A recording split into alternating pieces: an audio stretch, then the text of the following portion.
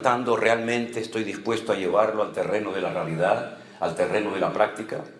Porque hubo un hombre, un discípulo de Jesús, que ustedes saben de quién voy a hablar, de Pedro, que le dijo en una ocasión al maestro: Señor, aunque todos estos te abandonen, yo nunca te abandonaré. Yo, si tengo que ir hasta la muerte, estoy dispuesto a ir a la muerte.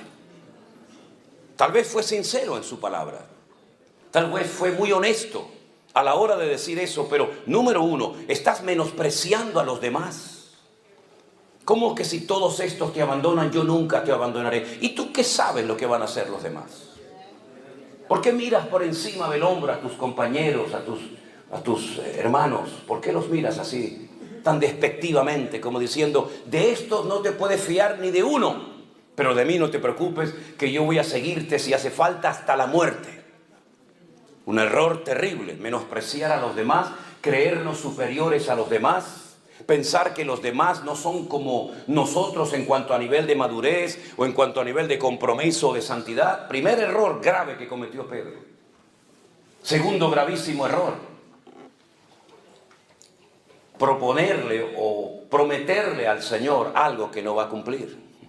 La Biblia dice: es mejor no prometer que prometer y no cumplir. Eso dice la palabra de Dios. Pero él le prometió al Señor que le acompañaría hasta la muerte y no cumplió con su palabra. Mintió. Luego, el cristianismo no solamente se vive con el corazón, con los impulsos del corazón, con las emociones, sino con la cabeza. El apóstol Pablo dijo que Él es nuestro culto racional. No es una locura, no es que yo me emociono: Señor, te seguiré a donde quiera que tú vayas, pero primero déjame que me despida de mi padre, primero déjame que... Y el Señor dice: quédate en tu casa, no me sirves, ¿verdad? Creo que falta mucha cabeza en la iglesia. Hay mucha emoción, hay mucho impulso, hay muchos deseos hermosos, pero tiene que haber una sana combinación, un equilibrio entre la cabeza y el corazón. Porque de lo contrario, podemos convertirnos en personas emocionales. Y las personas emocionales, dice la Biblia en la carta de Pablo a los Efesios, que son tremendamente fluctuantes. Hoy están, mañana no están. Hoy a por todas, mañana no sé dónde me he metido, etcétera, etcétera, ¿verdad? Así que es cabeza y corazón. Siguiente error que cometió fue cuando el Señor Jesús fue al jardín de Getsemaní, al huerto de Getsemaní, a orar.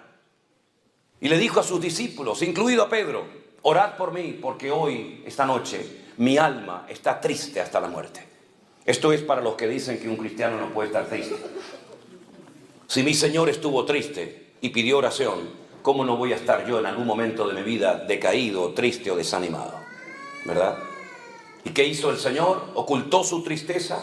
¿Aparentó, fingió que estaba pasándolo mal? No, Él pidió oración, como tenemos que hacer todos y cada uno de nosotros. Hermanos, oren por mí, yo oro por ustedes, ustedes oren por mí, mutuamente nos apoyamos juntos en el nombre del Señor. El Señor va al huerto de Getsemaní a orar, y Él curiosamente nos dice, de los 4 evangelios hay uno que nos dice que Él llevaba escondida en su ropa una espada. No sé para qué tiene que llevar un discípulo de Cristo una espada, o un cristiano una pistola, o una metralleta. ¿Será que esa promesa de que el ángel del Señor acampa alrededor de nosotros y nos defiende no es suficiente? Entonces dice la Escritura que cuando vinieron a prender al maestro, Pedro sacó la espada y dice que le cortó la oreja al siervo del centurión. ¿Cómo tenía que sangrar y gritar aquel muchacho en plena oscuridad, verdad? Cortarte una oreja tiene que ser algo terrible. Pero yo tengo una opinión personal, no es Biblia, pero tengo mi opinión personal. Yo creo que realmente lo que Pedro quiso hacer es cortarle la cabeza. Pero aquel muchacho tuvo reflejos y la movió y solamente le cortó la oreja, pero probablemente lo hubiera matado esa noche. Y el Señor Jesús no lo felicitó como en otras ocasiones, sino que le dijo: guarda tu espada, porque el que a espada mata, a espada muere. Yo no necesito que usted me defienda, así que guarda tu espada. Un grave error de Pedro, aparte de los que ya he mencionado, es defender al Señor con armas carnales. La Biblia dice, aunque andamos en la carne, no militamos según la carne. Porque las armas de nuestra milicia no son carnales, pero son poderosas en Dios para destruir fortalezas y para llevar cautivo todo pensamiento a la obediencia de Cristo Jesús. No es con espada, no es con ejércitos, es con mi Santo Espíritu, dice el Señor. Y la Biblia habla de una espada, pero la espada del Espíritu, que es la palabra de Dios.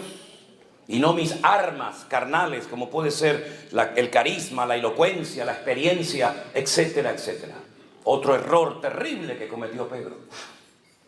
Pero siguió descendiendo, porque se había olvidado de una palabra que el Señor le había dado esa noche. Antes de que el gallo cante, tú me negarás 3 veces. Cuando hay una palabra del Señor, y en este caso una palabra específica para la vida de Pedro, tú tienes que valorar y tener en cuenta que hay una palabra detrás de tus acciones, detrás de tus actos, y tú no la tienes en cuenta. Tú sigues empeñado en demostrar que tú eres mejor que nadie. Tú sigues empeñado en convencer al Señor de que esa palabra no puede ser así, sino que yo te voy a ser fiel hasta la muerte. Y no fue así, todos lo sabemos. Siguió al Señor cuando es prendido por los romanos, pero lo sigue, dice la Biblia, de lejos. ¿A qué distancia estás viviendo de Cristo? Las ovejas, cuando se separan del rebaño a más de 15 o 20 metros, se pierden porque tienen una muy mala visión. Y por eso se pierden y necesitan de un pastor, porque tienen una vista terrible, un olfato pésimo, un oído pésimo y no tienen sentido de la orientación. Y Pedro seguía al Señor, pero, dice la Escritura, de lejos. Y no se puede seguir al Señor, y menos en estos tiempos, de lejos. No se puede seguir al Señor de lejos. Pero hay un paso más. La Biblia dice que mientras estaban interrogando al Señor en la mazmorra, en la cárcel que tenía uno de los sumos sacerdotes llamado Caifás, él estaba calentándose al fuego junto con los romanos. Dime con quién andas y te diré quién eres, dice el refrán. El que al buen árbol se arrima, buena sombra le cobija. Y Proverbios dice, él anda con sabios y sabio serás. Te estás calentando en un fuego ajeno. Ya tu corazón no arde con el fuego del Señor, sino con un fuego ajeno. ¿Qué conversaciones? ¿Qué bromas? ¿Qué cosas estaban hablando ahí? No es tu lugar. Tú no tienes por qué estar ahí. No vas a tener fuerza para poder soportar la presión que te va a venir encima. Dice la Biblia que las malas, escuche bien esto, las malas conversaciones corrompen las buenas costumbres. Y Pedro estaba en medio de un ambiente que no era el idóneo. No estaba alimentando su fe. No estaba cerca del Señor. Estaba con los romanos calentándose en fuego ajeno. Y entonces, después de estas debilidades, detrás de estos pasos terribles que fue dando progresivamente, apareció en la escena una muchacha que se le queda mirando y le dice a los romanos, oigan, este también es uno de ellos. Y Pedro dice, te equivocas, yo no soy ninguno de ellos. Sí, tú eres uno de ellos. Yo te vi caminando con Jesús y con el resto de sus discípulos. Y negó, y al momento, dice la Biblia, que el gallo cantó. Y entonces es cuando en ese momento sale el Señor de la cárcel, se le queda mirando fijamente. Se cruzan las miradas de Pedro y del maestro y sin palabras, dice la Biblia, que fue quebrantado y salió de allí llorando amargamente. Acababa de cometer el peor pecado que puede cometer un creyente, que es renegar de su fe en Cristo. No tener el valor para confesarlo públicamente, es decir, esto se llama apostatar. Apostatar de la fe. Negar a un Señor, negar una fe, negar un modelo, un estilo de vida, porque no quieres que te reconozcan como uno de sus discípulos. Y entonces dice que se fue y lloró amargamente. No fue a la cruz con el Señor, no estuvo al pie de la cruz, como por ejemplo estuvo Juan y su madre y María Magdalena y otras mujeres, sino que se marchó a llorar. Pero las lágrimas no sirven para nada si no hay un verdadero y genuino cambio en tu corazón. Hay gente que llora porque ha destrozado su vida. Hay gente que llora porque ha perdido su matrimonio. Hay gente que llora porque ha perdido un hijo. Hay gente que llora porque saben que están haciendo algo incorrecto ante los ojos de Dios, pero no hay cambios. Y no es suficiente con llorar, no es suficiente con reconocer, hace falta un arrepentimiento genuino y hace falta una conversión genuina y un compromiso genuino con el Señor. Y Pedro lo único que hacía era llorar y llorar y llorar, pero las lágrimas solamente no cambian a nadie. La historia dice que se llevaron al maestro y efectivamente lo crucificaron, lo colgaron en un madero. Y allí estuvo desde las 7 de la mañana, cuando se hacía el primer sacrificio de la mañana en el templo de Jerusalén, que se llamaba Shacharit, y estuvo hasta las 3 de la tarde, colgado en aquel madero, hasta la hora del sacrificio de la tarde, que se llamaba Minjá. Y a las 3 de la tarde el Señor Jesús encomienda su espíritu al Padre y termina muriendo en aquella cruz. ¿Apareció Pedro por allí? ¿Fue por la cruz a pedir perdón al Señor, al Maestro? No apareció. ¿Dónde estaba? Ni tú ni yo lo sabemos. Ni nadie te lo puede decir. Pasaron 72 horas y los discípulos pensaron que ya se les había venido el mundo encima. Ya el Maestro está muerto. Ahora volver atrás, volver a nuestras casas, a nuestros trabajos, a nuestras amistades y familiares, y reconocer públicamente que nos equivocamos de Mesías, que seguimos al hombre equivocado, que lo dejamos todo por él, pero resulta que ahora lo han matado y no se ha restaurado el reino, la monarquía, como ellos creían que se iba a hacer. Para ellos era muy duro. No se atrevieron a ir ese primer día allí a Capernaum o a Tiberias o a Galilea, sino que se encerraron en una casa y dice que estaban muertos de miedo, porque en cualquier momento los romanos podían venir a prenderlos a ellos también y crucificarlos como a su maestro. A las 72 horas una mujer muy conocida por ellos, una mujer que había sido liberada de 7 demonios, una mujer que la conocemos como María Magdalena, porque era de una localidad muy conocida en aquella época llamada Magdala, que era el puerto al que se llevaba el pescado para echarle sal, y de ahí salían rumbo al Mediterráneo para llevar ese pescado a Roma. Esa mujer resulta de que fue la primera en ir al sepulcro, porque ella era tal vez una de las pocas personas que se acordaba de que el Maestro había dicho antes de ser crucificado: yo resucitaré al tercer día. Destruid este templo y lo reedificaré en 3 días. Y se reían de él y le decían: 40 años tardó Herodes en reedificar este templo y tú dices que lo vas a destruir y en 3 días lo reedifica. Pero dice la Escritura, pero él hablaba del templo de su cuerpo. Juan no fue al sepulcro a los 3 días, no fue tampoco Pedro, no fue Santiago, no fue Bartolomé, no fue Felipe, no fue Tomás. Fue una mujer acompañada seguramente de otras, y cuando llega al sepulcro se da cuenta de que la tumba está abierta y vacía, y comienza a llorar, y comienza a llorar. Probablemente le pasó por la mente: han profanado la tumba, se han llevado el cuerpo de mi Señor. Y entonces encuentra a alguien que le dice: dime dónde lo han llevado, que yo me lo llevo. Es increíble, ¿verdad? Y en ese momento oye una voz que le dice: María. Y ella reconoce, porque las buenas ovejas reconocen la voz de su pastor. Y le dice: no sigas llorando, María, no busques entre los muertos al que vive, porque ha resucitado. Y ella va corriendo a esa habitación, a ese aposento alto, a esa casa, donde los discípulos están muertos de miedo, llorando, temblando, porque piensan que también sus vidas van a morir en cualquier momento. Y cuando llega les dice: el Maestro está vivo, lo he visto, he hablado con él, está vivo. Y le dicen: ¿cómo que está vivo? Salen corriendo al sepulcro y dice la Biblia que Juan llegó primero, pero no entró. Y después llegó Pedro y dice: entró, vio y creyó. Y vio una tumba vacía.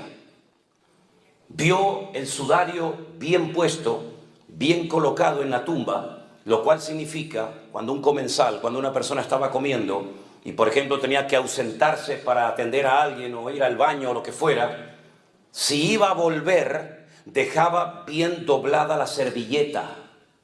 Y eso significaba para los esclavos, cuando pasaban y veían, por ejemplo, todo así bien colocadito en la mesa, significa que el Señor, la persona que está comiendo en ese lugar, va a volver otra vez. Pero si lo hacía así, lo arrugaba y lo tiraba así en la mesa, déjenlo ahí, no se preocupen, significa: ya terminé. No voy a volver más, no quiero comer más. Y cuando el Señor Jesucristo resucitó, dice que el sudario y todo lo que le habían colocado alrededor de su cabeza y de su cuerpo estaba bien doblado, bien colocado en su sitio, lo cual significa volveré otra vez. Y por eso entró, vio y creyó, dice la Biblia.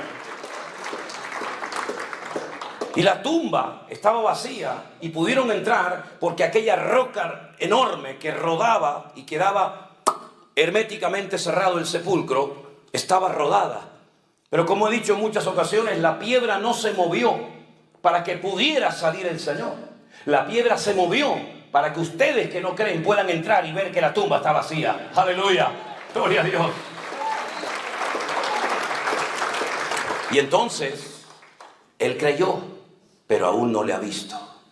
Pero es que María Magdalena no solamente había hablado con el maestro, sino que había recibido un mandato. Y le dijo, escuchen bien esto, porque esto es para mí tremendamente interesante. Le dice María Magdalena, el Señor le dice a María Magdalena, vete a mis discípulos y diles que vayan a Galilea, que allí me encontraré con ellos, y a Pedro. Dice, dile a mis discípulos, y a Pedro, que vayan a Galilea. ¿Por qué dice discípulos y aparte pone a Pedro? Porque tú dijiste públicamente, delante de muchos testigos, y en la Biblia con que hubiera 2 testigos, máximo 3 ya era suficiente. Y tú dijiste delante de muchos testigos que tú no me conocías, que tú no querías saber nada conmigo, que tú no te identificabas conmigo, por lo tanto ya no eres un discípulo. Pero díganle también a Pedro que suba. Le hubiéramos dicho nosotros al Señor, a Pedro, si hubiéramos sido el maestro, sube también tú a Galilea, o le hubiéramos dicho, mira, ¿tú para qué vas a subir? Si en el momento más necesario de mi vida no apareciste. ¿Cómo puedo confiar en un hombre que me promete una serie de cosas y luego no las cumple? Yo no me fío de ti, yo no puedo darte otra vez otra oportunidad, porque tú has fallado a todo lo que has dicho. No has acertado ni una, querido. Pero sin embargo el Señor en la Biblia nos enseña que no solamente salva y libera y sana, sino que también el Señor de la Biblia es un Dios que restaura a la gente que ha caído y tropezado. Y entonces Pedro necesitaba ser restaurado. Pero ¿cómo va a ser restaurado un hombre que acaba de negar hace 72 horas al maestro? Vamos a verlo en la Biblia. Algunos decían, hoy no va a leer la Biblia el pastor. Sí, pasa que esto es una introducción a lo que voy a predicar ahora, para situarnos, ¿no? En el último capítulo del Evangelio de Juan, si ustedes leen el Evangelio según San Juan, es diferente totalmente al de Mateo, Marcos y Lucas. Se estudia aparte en las escuelas bíblicas, se estudia aparte porque es un evangelio completamente diferente, la estructura gramatical, el estilo, etc. Y en el último capítulo aparece algo que solamente lo cuenta Juan. Ni Mateo, ni Marcos, ni Lucas contaron lo que allí estaba a punto de suceder. Dice en Juan capítulo 21, yo espero que ustedes no sean de esos creyentes que están de moda, que ya no vienen con la Biblia a la iglesia o al culto. Siempre digo, si usted no trajo Biblia, siéntese al lado de un hermano que seguramente la ha traído. Incluso algunos prefieren traerla en el teléfono celular para que la gente, los vecinos nos digan, ah, mira, es cristiano, va con la Biblia. Espero que usted no sea uno de esos, ¿verdad? Juan capítulo 21 dice, vamos a leer a partir del verso 1. Después de esto, Jesús se manifestó otra vez a sus discípulos junto al mar de Tiberias y se manifestó de esta manera. Estamos en el norte de Israel, estamos en el mar de Tiberias o Genesaret o el Kineret. Y allí estaban juntos Simón Pedro, Tomás, llamado el Dídimo, la palabra Dídimo significa gemelo, era gemelo de otra persona. Natanael, el de Caná de Galilea, los hijos de Zebedeo y los otros y 2 de sus discípulos. Simón Pedro les dijo, voy a pescar. Y ellos le dijeron, vamos nosotros también contigo. Fueron y entraron en una barca y aquella noche no pescaron nada. Nada. Cuando ya iba amaneciendo, fíjense, se fue de noche a pescar y ya está amaneciendo. Es decir, ha estado toda la noche intentando pescar. Y cuando ya iba amaneciendo, se presentó el Señor Jesús en la playa, mas los discípulos no sabían que era Jesús. Y les dijo, hijitos, ¿tenéis algo de comer? Y le respondieron, no. Él les dijo, echad la red a mano derecha de la barca y hallaréis. Entonces la echaron y ya no podían sacar por la gran cantidad de peces. Entonces aquel discípulo a quien Jesús amaba le dijo a Pedro: es el Señor. Simón Pedro, cuando oyó que era el Señor, se ciñó la ropa porque se había despojado de ella, se echó al mar, y los otros discípulos vinieron con la barca arrastrando la red de peces, pues no distaban de tierra como 200 codos. Al descender de la barca a tierra, vieron puestas unas brasas y un pez encima de ellas y pan. Jesús les dijo: traed de los peces que acabáis de pescar. Subió Simón Pedro y sacó la red a tierra llena de grandes peces, 153. Y aún siendo tantos, la red no se rompió. Jesús les dijo: venid y comed. Y ninguno de los discípulos se atrevía a preguntarle: ¿tú quién eres?, sabiendo que era el Señor. Vino pues Jesús y tomó el pan y les dio, y asimismo del pescado. Esta era la tercera vez que Jesús se manifestaba a sus discípulos después de haber resucitado de los muertos. Podríamos hablar mucho acerca de esto, pero quiero destacar lo siguiente. Días atrás el Señor le había pedido a Pedro, a Jacobo y a Juan que fueran con él al huerto de Getsemaní a orar junto con él, ¿se acuerdan? ¿Y qué pasó? Se quedaron dormidos. Los despertaba y se volvían a quedar dormidos. Los despertaba y se volvían a quedar dormidos. Y ya la tercera vez le dijo el Señor: seguid durmiendo. ¿No habéis podido velar conmigo una hora?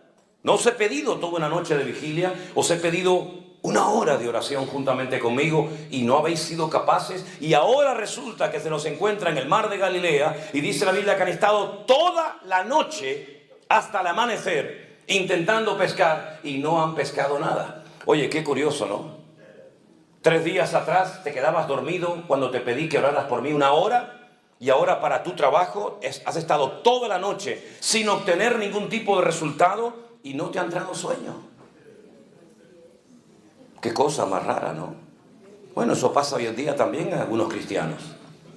Hermano, no tengo tiempo para leer la Biblia, no tengo tiempo para ir a la iglesia, no tengo tiempo para las cosas del Señor, pero luego para tu trabajo siempre te las arreglas para tener tiempo. Eso pasa en Europa. En Estados Unidos diferente, porque ustedes están en un nivel espiritual superior al nuestro. Nosotros de la vieja Europa estamos todavía en pañales. Ustedes ya han superado esto, ¿verdad? Bueno, está bien. Cuando hubieron comido, ya están satisfechos, ya han comido, ¿no? Ya están contentos. Ok, ahora viene. Fíjense cómo el Señor restauró a Pedro. Jesús le dijo a Simón Pedro: Simón, hijo de Jonás. No el Jonás del Antiguo Testamento, evidentemente, otro Jonás, ¿no? ¿Por qué le menciona al Padre? ¿Qué tiene que ver el nombre del Padre con lo que el Señor está a punto de hacer en Pedro? Simón, hijo de Jonás, ¿me amas? ¿Me amas más que estos? Y él le respondió: sí, Señor, tú sabes que te amo. Y él le dijo: apacienta mis corderos. Jonás fue un profeta que sabía la voluntad de Dios, pero fue un profeta rebelde. No quiso poner en práctica el llamado de Dios para su vida. Y por eso te estoy mencionando el nombre de tu padre, porque has actuado hace unos días atrás exactamente igual, bajo la misma rebeldía y desobediencia de aquel profeta del Antiguo Testamento llamado Jonás, que estaba en Israel. El Señor lo manda a Nínive y él coge un barco en Jaffa o en Jope y se va en dirección opuesta rumbo a España, donde está Tarsis, en el sur de España. Y tú has sido exactamente igual. Tú prometiste un montón de cosas. Tú dijiste que ibas a estar allí. Tú dijiste que aunque todos me abandonaran, contigo se podía contar. Tú has sido otro Jonás, que sabías lo que tenías que hacer, pero no lo cumpliste. Por eso le recuerda el Señor el nombre de su papá, de Jonás, el profeta rebelde. Y le pregunta al Señor: ¿tú me amas? Y Pedro, como siempre, con esto, con el corazón, no con la cabeza. Sí. Cristo, yo te amo. Bueno, pues si me amas, demuéstralo. Apacienta mis ovejas, involúcrate en mi reino, involúcrate en mi obra, atiende a la gente, haz algo, mi hijo. No estés ahí, bendíceme, ayúdame, prospérame. Tal vez por eso el Señor nos llamará ovejas, porque todo lo que pedimos termina en me. Bendíceme, cúrame, sáname, guíame, muéstrame, ¿verdad? Apacienta mis ovejas, involúcrate, haz algo, métete en el barro y mánchate también junto con los demás. Como parece ser que la respuesta fue muy precipitada y nada pensante, el Señor volvió la segunda vez a preguntarle: Simón, hijo de Jonás, ¿me amas? Pedro le respondió: sí, Señor, tú sabes que te amo. Entonces le dice: pastorea mis ovejas. Lo vuelve otra vez a poner en primera línea. Estoy dándote una segunda oportunidad. Estoy volviendo a confiar en ti. Tú me has negado, pero yo te vuelvo a restaurar. Yo te vuelvo a poner en primera línea, apacentando las ovejas, apacentando mis corderos, atendiendo a la gente. Te estoy restaurando, te estoy dando otro voto de confianza. Aprovechalo. Y la tercera vez le dice el Señor: Simón, hijo de Jonás, ¿me amas? Parece que ahora entendió. A la tercera va la vencida, dicen por ahí, ¿no? Pedro se entristeció de que le dijese la tercera vez: 3 veces me negaste, 3 veces tendrás que confesar públicamente delante de estos testigos que tú me amas. Señor, tú lo sabes todo. Tú sabes que yo te amo. Jesús le dijo, pues: apacienta mis ovejas. El Nuevo Testamento se escribió en griego. Y en el griego, como bien saben ustedes, hay varias palabras para hacer referencia al amor. No es como en nuestros idiomas, que hay una y ya está. Y por el contexto tienes que interpretar a qué tipo de amor estamos haciendo referencia. En el griego no. En el griego, igual que en el hebreo, hay palabras concretas y específicas para que la gente no malinterprete el mensaje. Está la palabra eros, está la palabra fileo y está la palabra ágape. Las 3 hablan de amor, pero de distintos amores. El amor ágape, para más información, lo pueden encontrar descrito perfectamente por la pluma de Pablo en 1 Corintios capítulo 13. El amor nunca deja de ser, todo lo cree, todo lo soporta, todo lo espera, ¿verdad? No se irrita, no guarda rencor, no busca lo suyo. Ese es el amor ágape.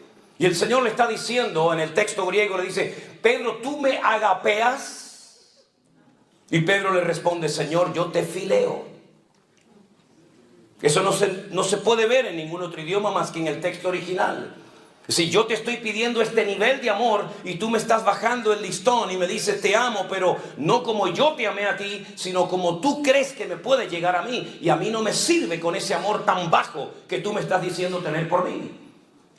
El amor, si es verdaderamente auténtico y un amor ágape como el de Dios, es un amor que está dispuesto a sufrir, está dispuesto a pasar desapercibido por amor a la otra persona. Está dispuesto a darle una oportunidad a la persona que te ha ofendido. Por eso yo creo que el gran pecado de la iglesia no es que ha caído en falsas doctrinas, que también, por cierto. El gran pecado de la iglesia no son las divisiones internas que nos han caracterizado durante años, que las hay también. El gran pecado de la iglesia y de todos nosotros es que no amamos a Dios como lo deberíamos de amar. Somos capaces de estar 1 hora cantando y repitiendo lo mismo, pero en el fondo realmente amamos a Dios por encima de padre, de madre, de dinero, de trabajo, de nuestra propia vida. Amamos realmente a Dios. Cuando le preguntaron al Señor cuál es el mayor y principal mandamiento, podía haber citado cualquiera. Hay 613 mandamientos en la ley de Moisés. Y él dijo: el principal mandamiento de todos es este: escucha, Israel, el Señor nuestro Dios uno es. Y amarás al Señor tu Dios con toda tu alma, con todas tus fuerzas y con todo tu corazón. Y estas son las primeras palabras que aprende un niño de labios de su propio padre.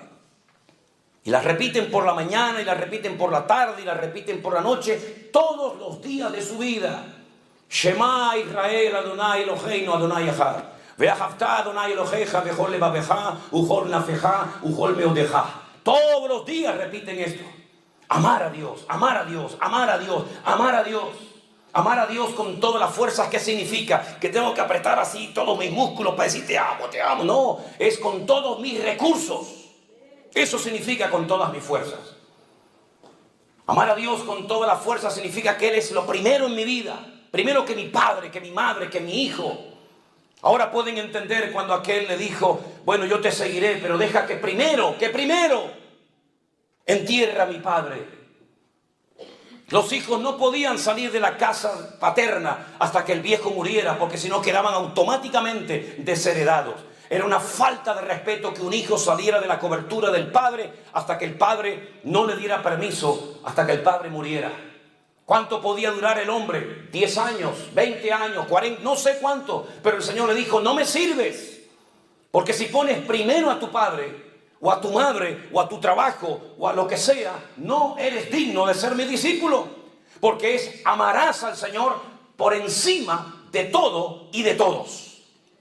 Ahora entendemos la repercusión de la vida, el impacto en el mundo espiritual que tuvo Abraham cuando el Señor le dijo, sal de tu tierra y sal de tu parentela. Hizo todo lo contrario a aquel que dijo, deja que primero entierre a mi padre, deja que primero me despida de mi familia, deja que quede bien con ellos y le explique a lo que me voy a dedicar y tratar de llevarme bien con ellos, y cuando yo tenga el problema social o familiar resuelto, entonces te sigo. No hay condiciones cuando Dios nos llama. Es sí o sí, todo o nada. O entras o sales, no hay medias tintas. O siembras o esparramas. No hay condiciones a la hora de obedecer al Señor. Por eso hoy vuelvo a repetir, amamos realmente al Señor. Yo creo que en lo más profundo de nuestro corazón no somos conscientes de lo que significa yo amo a Dios. Amar a Dios es mucho más que leer la Biblia. Amar a Dios es mucho más que dar una ofrenda en un culto. Amar a Dios es mucho más que hablar en lenguas o levantar las manos o pagar diezmos y ofrendas o primicias y todo eso que se han inventado algunos por ahí.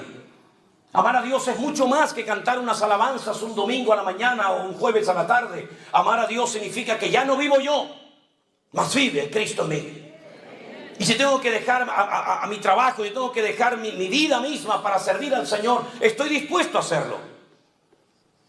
Y por eso el Señor le está diciendo, ¿tú me amas o no me amas? ¿Entiendes lo que te estoy preguntando? ¿Entiendes la repercusión, el alcance y la profundidad del llamado y de lo que te estoy preguntando? Así que si me has respondido, sí Señor, tú lo sabes todo, tú sabes que te amo, sí, pues agárrate a lo que te voy a decir ahora. Te voy a dar una profecía, ya te la di en su momento y no la creíste. Cuando te dije, antes de que el gallo cante me negarás 3 veces, no la creíste, menospreciaste la palabra, seguías insistiendo en que no es así, no Señor, no es así. Bueno, pues te voy a dar otra, a ver si ahora lo entiendes. Cuando tú eras joven, Pedro, te ceñías, ibas a donde querías. Le está diciendo el Señor, en otras palabras, has hecho toda tu vida lo que te ha dado la gana. Ahora voy aquí, ahora voy allá. Es decir, tienes una agenda tú. Y en esa agenda hay gente que quiere meter a Dios. Pero Dios no tiene que ser puesto en ninguna agenda personal o privada. Es más, con Dios no se usa agenda, porque Él es mi agenda propia. Así que cuando eras joven, te recuerdo que te ceñías, ibas a donde querías. Es decir, eras un caballo desbocado, hacías lo que te daba la gana, hablabas con quien te daba la gana, ¿verdad? Mas cuando ya seas viejo, es decir, cuando madures, estos son eufemismos, es una forma de transmitir un mensaje. Como cuando Pablo dijo, cuando yo era niño, ¿se acuerdan? Yo hablaba como un niño, pensaba como un niño, juzgaba como un niño. Mas cuando ya fui hombre, cuando maduré, cuando crecí, dejé lo que era de niño.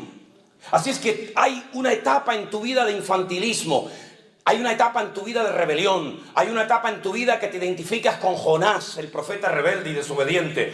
Todo eso tienes que dejarlo atrás, porque cuando crezcas, que significa cuando seas viejo, cuando madures, Pedro, extenderás tus manos y te ceñirá otro y te llevará a donde tú no quieras. Fíjate tú lo que le está diciendo, aun cuando seas viejo, todavía tu voluntad será tu peor enemigo, Pedro.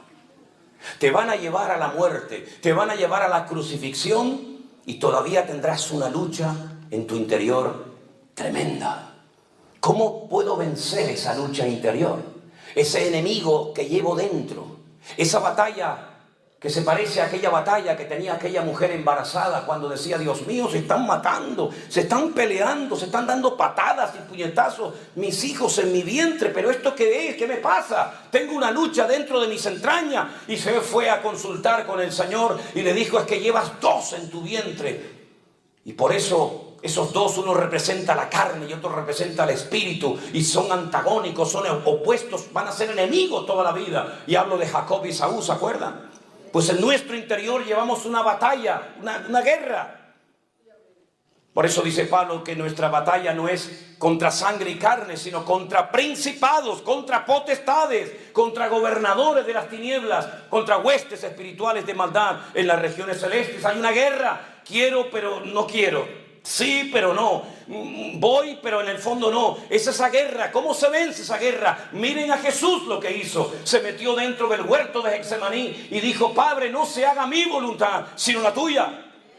Y fue quebrantado, fue triturado allí. Y dijo, pasa de mí esta copa, más no se haga mi voluntad, sino la tuya. Es decir, es una guerra que no se gana de pie. Es una guerra que se gana de rodillas. Cuando dice, Señor, yo me rindo. Me rindo. No sé nada, no puedo nada, no entiendo nada. Yo me rindo a ti. Es entonces cuando el Señor dice, ahora has entendido. Y cuanto antes lo entiendas, mucho mejor para ti y para los tuyos. Así que vas a llegar a esa edad avanzada y te van a llevar a donde tú no quieras. Y ahora dice, porque allí estaba oyendo como testigo Juan, y dice, esto dijo, dando a entender con qué muerte había de glorificar a Dios. Y dicho esto le dijo, sígueme. Has dicho que me amas. Lo acabas de decir ahora 3 veces. Te han oído todos. Tú sabes que te amo, tú sabes que te amo, Señor. Tú sabes que te amo más que a la pesca, más que a mi familia, más que a la red, más que a la barca. Te amo. ¿Me amas? Muy bien, perfecto. Te pones a trabajar desde ahora mismo. Porque yo te saqué de ese trabajo para convertirte y prepararte y capacitarte para que fueras pescador de almas. Y has vuelto otra vez atrás. Te saqué de ahí y te vuelves otra vez atrás. Y en ese acto de desobediencia has arrastrado a Tomás, a Juan, a Santiago y a otros. Así que sal de ahí, sígueme. Y quiero que sepas que el premio que te voy a dar al final de la carrera es que te voy a dejar que te maten, que te cuelguen, que te crucifiquen exactamente igual que me hicieron a mí. Oh. Amamos al Señor. Amamos al Señor. ¿Quién está soñando con jubilarse? No sé cómo llaman, jubilarse, con retirarse y decir, bueno, yo cuando tenga una cierta edad me compraré un rancho con mis caballos, mis gallinas, mis ovejas, disfrutaré de la vida, viajaré por Europa, iré por aquí, iré por allá, iré a ver al pastor Manolo Sierra a Tenerife, iré con él a Israel, me compraré mi buen auto y terminaré mis días rodeado de mis nietos y de mis bisnietos y etcétera, etcétera. El Señor le dijo, olvídate de eso. La guinda, la corona del pastel va a ser que termines tus días crucificado, dando tu vida por mí. ¿Te imaginas que el Señor nos dijera eso a nosotros? Gracias a Dios que no sabemos de qué vamos a morir, ni cuándo, ni dónde. Gracias a Dios que no sabemos si moriremos de un accidente de tráfico, de una caída de un avión o de lo que sea. Gracias a Dios que no lo sabemos, pero Él sí lo sabía. Él sí sabía de que iba a morir. Y vivió con esa presión, por decirlo de alguna manera, durante toda su vida, hasta que en Roma lo agarra Nerón y le dice, aquí lo tenemos, ya lo hemos encontrado. Te vamos a dar el honor de morir como tu maestro. ¿No dicen ustedes que murió crucificado? Vamos a crucificarte a ti también. Y dijo, sí, pero os voy a pedir un gran favor. Ya no me considero ni digno de morir como él. Ya he madurado, ya he cambiado. Por favor, crucifíqueme, pero con la cabeza para abajo y con los pies para arriba. Y tú dices, Dios mío, qué madurez, qué crecimiento, qué desarrollo experimentó este hombre que cayó, negó al Señor, pero terminó dando su vida por la causa del Evangelio de Cristo Jesús. Si en esta mañana hay entre nosotros alguien que cayó de la gracia de Dios, que se apartó del camino, que incluso servías al Señor predicando, cantando o haciendo cualquier otra función, pero por el motivo que sea te has apartado y enfriado y alejado por años de los caminos del Señor, hoy el Señor te llama y te dice, venid a mí, ven a mí, que yo te puedo restaurar como restauré a Pedro, como restauré a...